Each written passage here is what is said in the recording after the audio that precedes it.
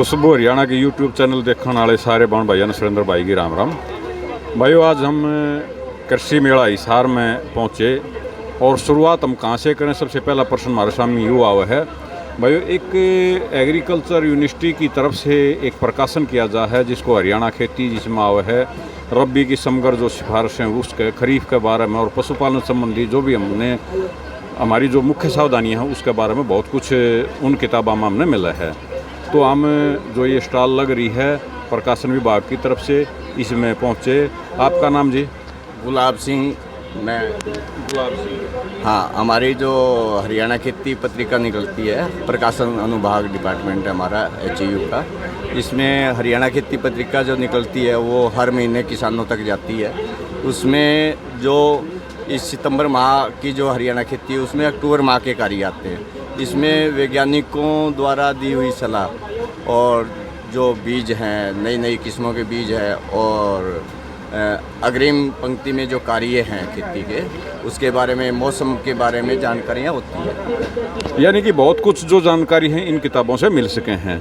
और क्योंकि प्रकाशन एक ऐसी चीज़ है जिसको मान लो हम सारी आने जो साइंटिस्ट है उसके पास नहीं रह सकते, हर बार हम साइंटिस्ट से पूछ नहीं सकते, लेकिन किताब हमारी एक ऐसी मित्र है जिसको हम किसी भी समय देख कर खोल कर और उसमें पढ़ सके हैं और पूरी जानकारी हासिल कर सके हैं।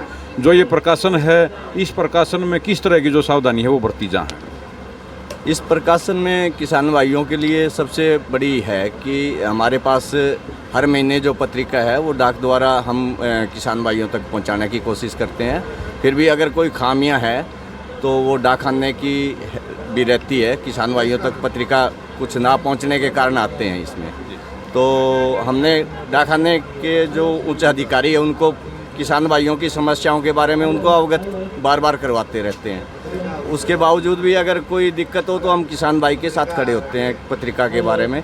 और हमारी इसके अलावा जो हमारी पैकेज ऑफ प्रैक्टिस है, रबी है, खरीफ है, फल फूल सब्जी है और अन्य और भी हमारे प्रकाशन है, तो वो किसान भाइयों को उपलब्ध करवाते रहते हैं। उनमें नई नई जानकारियाँ, नई और हमारा जो रबी की है बुक्स है उसका 130 रुपये एक बार में परचेज करने का है और जो खरीफ की 140 रुपये में, फल फूल है वो 150 रुपये कीमत में।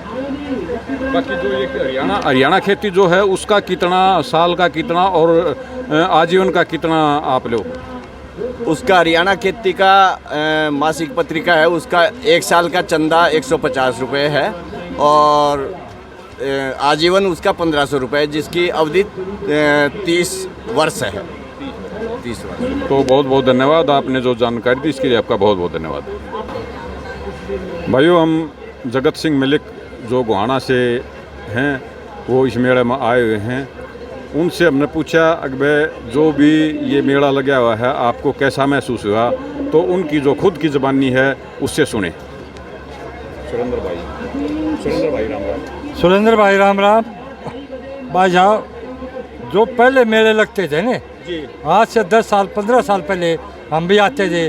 बड़े बड़े हम एग्रीकल्चर के जो साइंटिस्ट है उन्हें मेले भी अटेंड करते हैं। किसान हूँ मैं, किसान होने के नाते पहले जो मेले लगते थे वो किसान जानकारी लेने के लिए आते थे, तकनीकी जानकारी या कोई खाद बीज दवाई की जानकारी।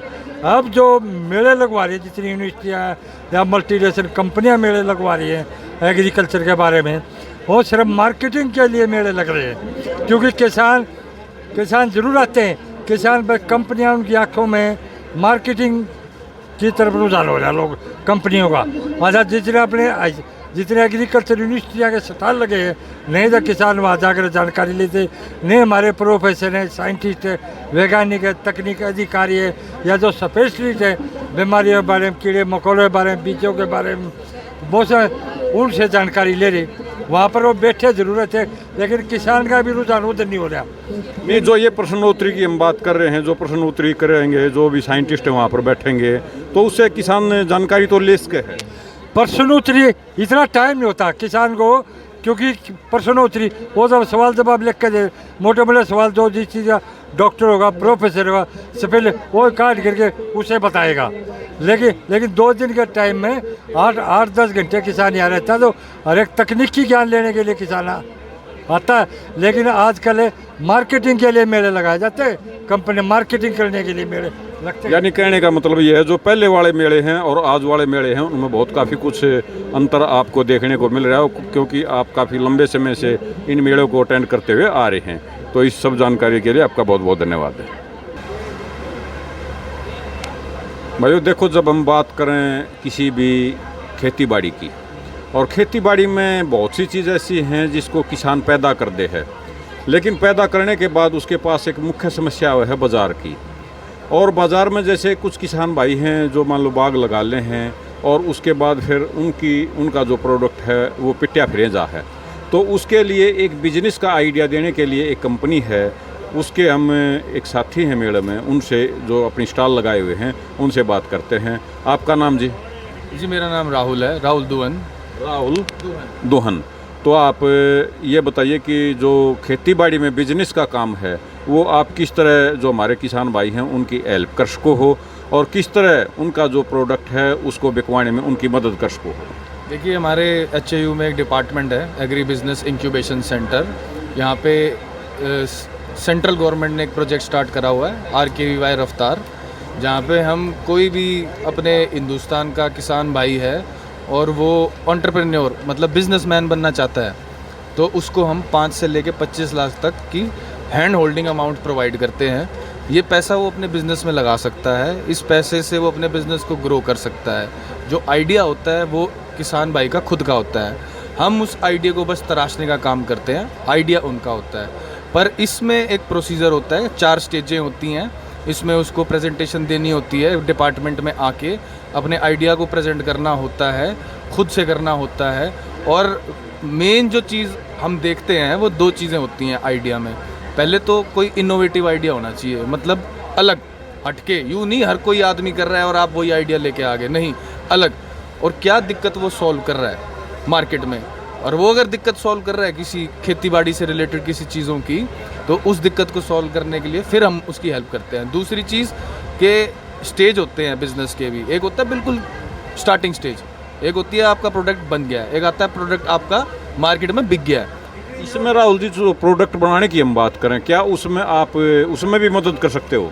प्रोडक्ट बनाने में तो देखो हम ना, जब आपका आइडिया अगर अच्छा है और आपका प्रोडक्ट तैयार नहीं हुआ है, तो अगर आपका सिलेक्शन होता है तो हम 2 महीने की ट्रेनिंग देते हैं आपको। 2 महीने में 80 से भी ज़्यादा मेंटर पूरे हिंदुस्तान में अलग अलग फील्ड से रिलेटेड वो आपको ट्रेनिंग देंगे। उस ट्रेनिंग में आप वो चीज़ कर सकते हो, प्रोडक्ट बनाने का, कैसे बेचने का। अभी तक हम 3 बैच निकाल चुके हैं, मतलब 3 साल से 3 बैच निकाल चुके हैं। आपके रोहतक के भी बहुत लोग हैं, हिसार के भी बहुत लोग हैं, अब तो हरियाणा के बाहर के भी काफ़ी लोग सेलेक्ट हो रखे हैं इसमें।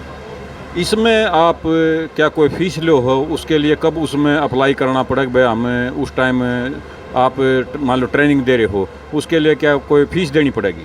यही सबसे अच्छी बात है, इसकी कोई फीस नहीं है। सरकार ने ये जो समस्या आजकल देश में सबसे ज़्यादा बेरोज़गारी की आ रही है ना, तो सरकार ने ये प्रोजेक्ट स्टार्ट इसलिए कर रखा है कि अपने एग्रीकल्चर रिलेटेड से सारे किसान भाई अगर बिज़नेस करना चाहते हैं, बिज़नेस करेंगे, उनका पैसा और आएगा, 1-2 और एम्प्लॉयमेंट जनरेट करेंगे, यूथ को और नौकरियां मिलेंगी। तो ये एक विचारधारा से ये प्रोजेक्ट सेंट्रल गवर्नमेंट ने स्टार्ट किया था। तो इसकी कोई फीस नहीं है, बल्कि अगर आपका सिलेक्शन होता है हम देंगे आपको पैसे 5 से लेके 25 लाख तक। 5 से जो 25 लाख की आप अमाउंट दोगे, उसमें मान लो कोई ऋण है, उसको किस किस्तों में डालना है, या उसके बारे में और थोड़ा बताओ। और एक अपना जो मान लो नंबर है आपका, जिससे हमारा जो किसान भाई है आप तक पहुंचने की कोशिश कर सके, उस नंबर के बारे में और थोड़ा आप बता दो। एक तो जो ये अमाउंट होएगी, मान लो आपका 25 लाख में सिलेक्शन होता है, तो ये हम 3 इंस्टॉलमेंट में देंगे, 40%, 40% और फिर 20%। 40% आप दिखाओगे कहाँ खर्चा करा है। मान लो आपको कोई अपनी इंफ्रास्ट्रक्चर बनाना है, जगह बनानी है, कोई मशीन लेनी है, तो आप दिखाओगे मैंने ये खर्चा इस चीज़ में कर दिया, ठीक है। इस चीज़ की पूरा एक सिस्टमेटिक फॉर्मेट है, गाइडलाइन होती है, पॉलिसी होती है, वो बनी हुई है। तो यूँ नहीं है इसमें कोई फ्रॉड हो जाता है या कुछ हो जाता है, वो उस हिसाब से आप अपने बिज़नेस पे खर्चा करोगे। और अगर हम वैसे भी मिलना है हमसे और चीज़ें पता करनी है, तो आप HAU में एग्री बिजनेस इंक्यूबेशन सेंटर उस डिपार्टमेंट में भी आ सकते हो। नंबर मैं आपको ये नंबर मैं आपको शेयर कर देता हूँ। इसमें राहुल जी आप नंबर बता दो क्योंकि दिखेगा नहीं, नंबर बता दो। नंबर है 01662 255 286 और एक और नंबर ये भी है 255 287।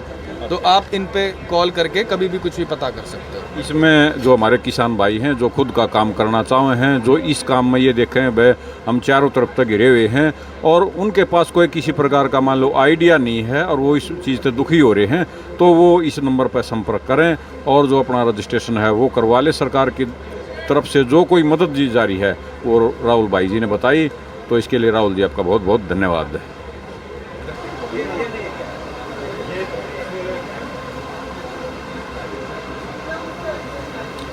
भाइयों देखो, हम जो अपनी खेती है वो परंपरागत तरीके से करते आ रहे हैं और उस खेती के साथ साथ हमारे जो बुजुर्ग हैं अपने जो खेत हैं उनकी मेड़ पर बहुत से ऐसे वृक्ष लगाया कर दे जो छाया की छाया दिया कर दे और बहुत हमारा काम आया कर दे।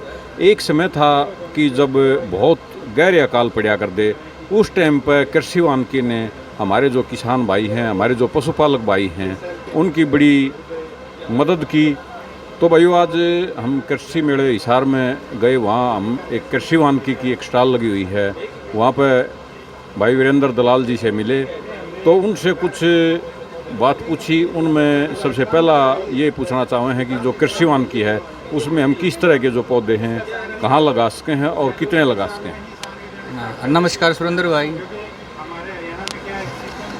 ऐसा है आज के दौर में जो है किसान मोनो कल्टीवेशन का जो ट्रेंड चला हुआ है, तो उससे पीछा छुटवाने के लिए जो एग्रो फॉरेस्ट्री सिस्टम जो है एक बहुत बड़ी अल्टरनेट है। इसके अंदर क्या है कि जो फॉरेस्ट्री हैं, आप अपनी जितनी भी मतलब कृषि में ली जाने वाली उपजें हैं उनको आप जो है फॉरेस्ट्री के साथ लगा सकते हो, जिससे क्या है कि आपकी जो फसल को मतलब खराबा होने की जो संभावना है वो कम हो जाती है, और अगर बाई चांस खराबा हो जाती है तो उसका जो है उस पौधे से जो उसकी रिकवरी हो जाती है, जिसकी वजह से क्या है कि आपकी जो मिनिमम आमदन है वो बनी रहती है।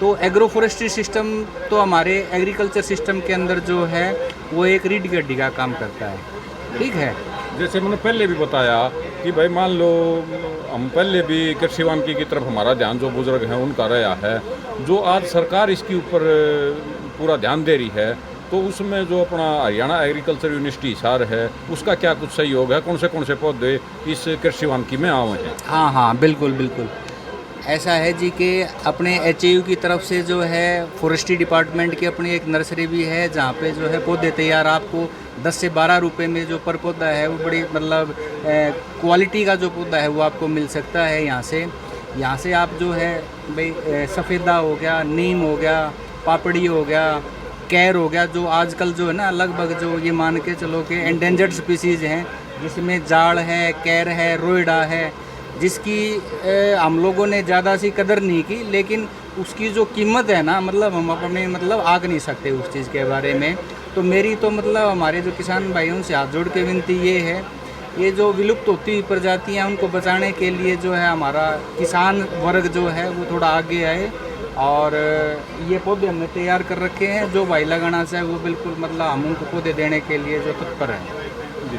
उसके लिए मान लो जो पौधे हैं उसमें आप कितना रेंट लो हो और ये कहाँ से मिलेंगे। हाँ, ये ना के बराबर ही कीमत है। ये मान के चलो कि 10 से 12 रुपए का एक पौधा मतलब मिल जाएगा, चाहे वो स्पीसीज़ कोई भी हो। ठीक है, अपने यहाँ फॉरेस्ट्री डिपार्टमेंट की नर्सरी है, ठंडी सड़क पे बोल देते हैं, वहाँ से आप लोग जो है पौधा ले सकते हैं। पर्ची आपको डिपार्टमेंट से कटवानी पड़ेगी। कृषि वानिकी की तरफ से जो मान लो किसान हैं वो किस हिसाब से लगावें, या जो पंचायत की ज़मीन है उन पर लगाने का भी क्या कोई सरकार की तरफ से प्लान? हाँ, उसमें जो है सोशल फॉरेस्ट्री का कंसेप्ट है, जिसमें आप पौधे जो है वो पंचायती लैंड पे लगा सकते हो। उसके लिए फॉरेस्ट डिपार्टमेंट की काफ़ी सारी योजनाएं चलती रहती हैं टाइम टू टाइम। अगर मतलब किसान थोड़ा सा जागरूक है तो फॉरेस्ट महकमे में जाके वो वहाँ से पौधे भी ले सकता है, और किस तरह के प्लांटेशन की जाए इसके बारे में भी आपको जानकारी वहाँ से मिल सकती है। इसमें कुछ जो औषधीय पौधे हैं क्या वो भी हम कृषि वानिकी में प्रयोग कर सकते हैं, जैसे सहजन की हम बात हाँ करें? बिल्कुल बिल्कुल, इसमें कोई दो राय नहीं। संजना आजकल किसान लोगों का, किसान भाइयों का जो है ना काफ़ी अच्छा रुझान है संजना की तरफ। संजना का जो है ना मतलब इसकी ये मान के चलो कि जड़ से लेके और पत्ती तक हर हिस्सा जो है खाने में, चाहे आप पशु को खिलाओ चाहे खुद खाओ, इसकी जो पोड है रिप्रोडक्टिव, जिसको हम मतलब फली बोल देते हैं, उसका आप चाहे है ना सब्जी बना के खा लो, चाहे अचार बना के खा लो, या फिर रायता बना के खा लो, कुछ भी किसी भी तरह से खाओ। तो ये जो है मतलब मेडिसिनल प्लांट हम इसको बोलते हैं, तो इसमें कोई बुरी बात नहीं है। यानी कि वीरेंद्र जी जो भी हम पौधे लगाए हैं वो कहा रहा आम के आम और गुठली के दाम, यानी कि हमने जो औषधि है वो भी मिला है, छाया भी मिला है, और जिस टाइम ये सूख जाए हैं उस टाइम हमने लकड़ी का भी वो देवे हैं। बिल्कुल तो वीरेंद्र जी आपने बहुत अच्छी बढ़िया जानकारी दी, इसके लिए आपका बहुत बहुत धन्यवाद। धन्यवाद सुरेंद्र जी।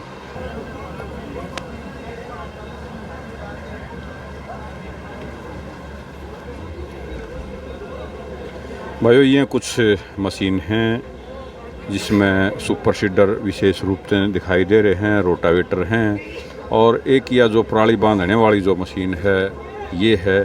इस मशीन की जो कीमत है वो इनके द्वारा लगभग 13.5 लाख के आसपास बताई जा रही है। और ये इस तरह की मशीन है, अगर जो पराल के जो गद्दे है उनको बांध करना और उनकी जो गांठ है उनको बांध दे है। बहुत अच्छी बड़ी मशीन है, इसके ऊपर सरकार द्वारा जो सब्सिडी है वो भी दी गई है। ये अलग अलग कंपनियों के जो सुपर सीडर हैं, जिसमें शक्तिमान का भी है, ये राजेंद्रा का भी है, और जो दूसरे और भी जो काफ़ी कुछ इंस्ट्रूमेंट हैं वो लगे हुए हैं, जिसमें जो पराल है वो मान लो जो इकट्ठी होकर न और जो एक अंडाशय के रूप में काम करे है, जो सानी कट्टे है वो है तीर्थ एग्रो टेक्नोलॉजी ने बनाई है। और भी जो दूसरे अनेकों ऐसे छोटे छोटे व्हीकल हैं जिनके बारे में आप सब ने बताएंगे।